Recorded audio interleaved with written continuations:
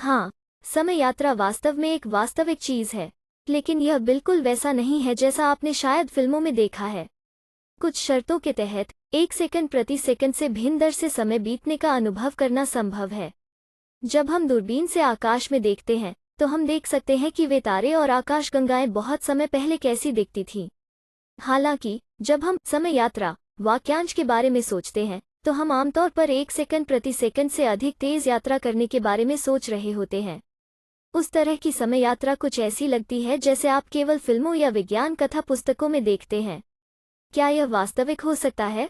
विज्ञान कहता है हाँ। 100 साल से भी पहले एल्बर्ट आइंस्टीन नाम के एक प्रसिद्ध वैज्ञानिक ने समय कैसे काम करता है इस बारे में एक विचार रखा। उन्होंने इसे सापेक्षता कहा। यह सिद्धांत कहता है कि समय और स्थान एक साथ जुड़े हुए हैं। आइंस्टीन ने यह भी कहा कि हमारे ब्रह्मांड की गति सीमा है। प्रकाश की गति 1,86,000 मीटर प्रति सेकंड से तेज गति से कुछ भी यात्रा नहीं कर सकता है। समय यात्रा के लिए इसका क्या अर्थ है? ठीक है, इस सिद्धांत के अनुसार आप जितनी तेजी से यात्रा करते हैं उतनी ही धीमी गति से आप समय का अनुभव करते हैं।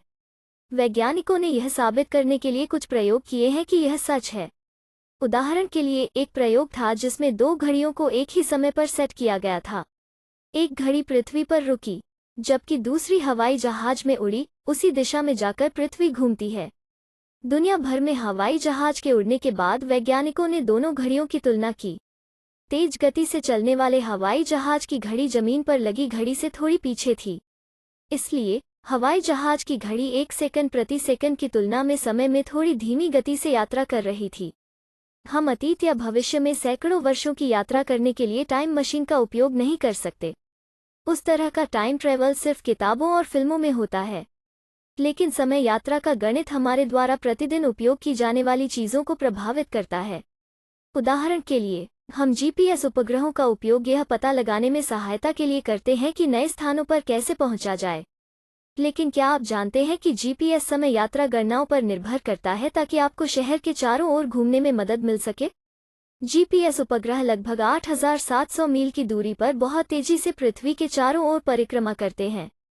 यह जीपीएस उपग्रह घड़ियों को 1 सेकंड के एक छोटे से अंश से धीमा कर देता है।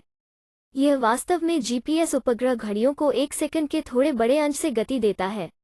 संयुक्त परिणाम यह है कि जीपीएस उपग्रहों की घड़ियां 1 सेकंड प्रति सेकंड की तुलना में थोड़ी तेज गति से समय का अनुभव करती हैं। सौभाग्य से वैज्ञानिक इन अंतरों को समय पर ठीक करने के लिए गणित का उपयोग कर सकते हैं। अगर वैज्ञानिकों ने जीपीएस घड़ियों को ठीक नहीं किया तो बड़ी समस्या हो सकती है। जीपीएस उपग्रह अपनी या आपकी स्थिति की सही गणना करने में सक्षम नहीं होंगे। त्रुटियां प्रत्येक दिन कुछ मील तक जोड़ देंगी, जो एक बड़ी बात है।